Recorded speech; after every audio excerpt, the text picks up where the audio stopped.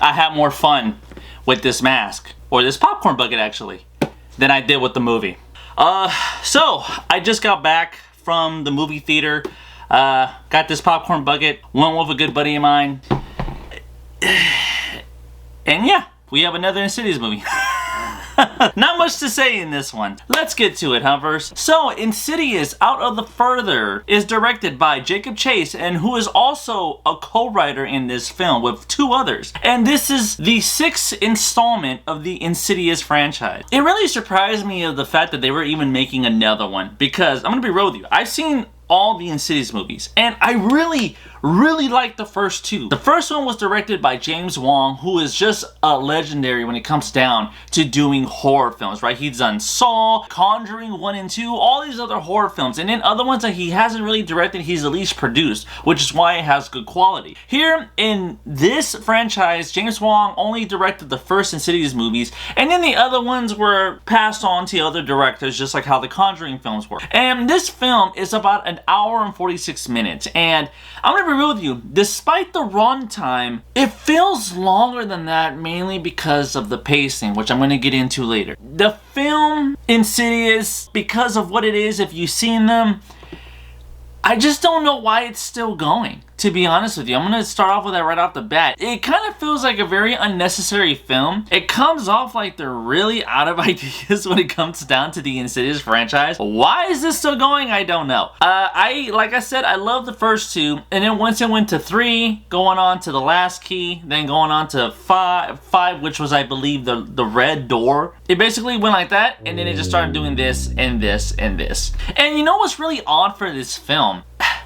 I better save that for later. Well, as you may know, this is a non-spoiler review, so let me, as I usually would, start off with the positives and then get straight into the negatives. So, the positives of Insidious. I will say that this is another Insidious movie in the franchise. There are some creative horror elements in the film that I will give it that were pretty impressive, I will say. There was one moment that involved a fort made out of sheets. It sounds funny, but if you watch the movie, you'll see what I mean. I thought that segment was pretty good. When it comes down to some of the performances, I will say, Amelia Eve, who is the main lead of the film, does an okay job here. I thought her performance was fine. You know, there's more for me to say about her performance, but I thought some of the performances here, and I don't mean to say this in a negative way, I thought was average. I thought it was okay. And it's not really much on the performances in the film. I would say it was more on the direction on the film, which I'll talk about later. Eileen Austin, who is also the child actor of the film, I thought she was fine. I thought she did a good job with the material she was given. She did a really good job in this film, I will say, for a child actor. And I really do hope that she ends up doing more in the future. When it comes down to Lin Shaye, who has been in almost or just about all the Insidious movies in this franchise, makes another return. I will say, if they make an Insidious movie and Lin Shaye isn't in it, then yeah, this movie's gonna fall flat, because she saves this movie. Not in its entirety, but she definitely does a good job here. It's kind of funny how they killed her off in the end of the first one, and somehow she still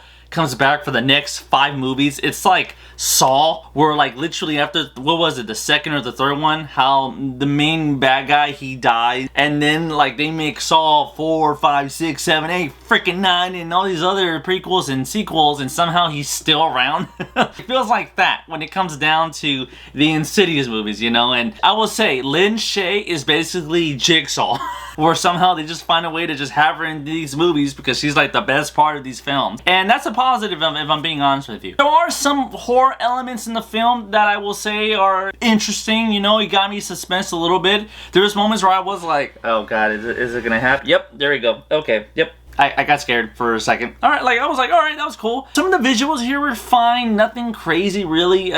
Pretty meh, if I'm being honest with you, when it comes down to visuals. Uh-oh.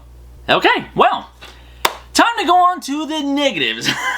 Here we go. When you have a premise like Insidious, right, which is supposed to be paranormal, demonic, however you want to call it, it needs to be more than a PG-13 rating. Some of the gore in the film I felt like was very underwhelming, if I'm being honest with you. If anything, there really wasn't that much in the film for me to be honest with you. There were some moments that really got me, and there were some interesting ideas that I did like that they were going further with. No pun intended. I will also say that when it comes down to some of the premise of the film, I think they decided, you know what, maybe we can explore the gift, and that's all I'll say, and try to see what we can do with it, and they definitely do.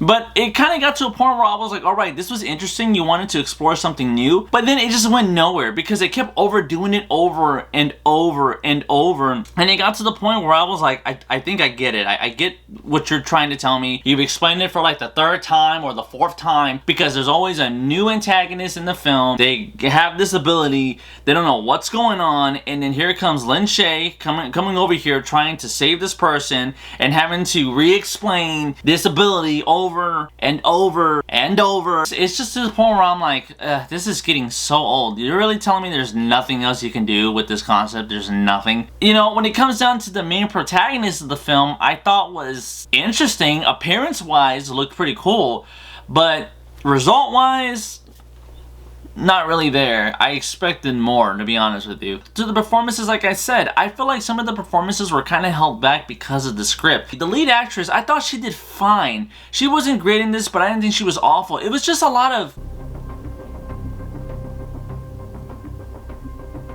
It was a lot of that, basically. A lot of just staring into the hallways of the dark of wherever the hell it is that she's at, whether it's in the further in the real world, just a lot of staring. Like, that's to the point where it just got really boring. Film, like I said, is only about an hour and 46 minutes, and at times this film can actually drag. My buddy that was in the theater with me was sitting next to me. He got so bored. To the point where literally he grabbed his jacket and he put it over his body like a blanket, and he was just like, he actually got bored. And I was like, damn, you're making me fall asleep. I was like, be quiet, Michael. Yeah, Vers, I will definitely say this film was really disappointing. There were some things about the film that I thought were okay. You know, I thought the premise of the story was interesting. They just didn't do much with it, to be honest with you. The visuals, there was really nothing crazy here. When they go into the further, it's pretty much the same thing that we've seen in the last 5 films. After 2, nothing really comes close to the very first Insidious film, right, where it really focused on horror. And what I really don't like is that it really relies on the further than it does anything that happens in the real world that's going on with these characters. It's pretty meh. It comes down to just the Insidious franchise. I'm gonna be honest with you, I think it's done. They need to stop making it. It sucks for me to say that because I'm a huge fan of Blumhouse. I love horror movies, but when it came down to Insidious, I was really surprised that they were even making another one. I was like, really? After Red Door, I kind of thought that was it, but it's like they found another reason to keep it going. And they do explain it at one part in the film, and I was like, oh, that's why. So it's just gonna... Okay. Again, not spoilers, so I'm not gonna say anything. But, you know, it's just like, really? So you're telling me every time this and that? Okay, so there's probably gonna be another one. And I'm like, oh no, don't do it. Unless you're gonna make it rated R, don't do another one. You guys gotta stop holding back. Well, we want a younger audience to see this. Guys, it's Insidious. It's Insidious. This isn't for kids, it's for adults. My theater, by the way, I watched this at the timing that I'm making this video on a Thursday. Earliest screening possible. My theater was just about empty. It was empty. It was like me and my buddy, 3 other people, 2 more came in, and that was it. And by the way, when there were jump scenes in the movie, nobody really screamed. I mean, there was one part in the film, like I said, it involves a fort. And like the group of people that came in here were just like, oh.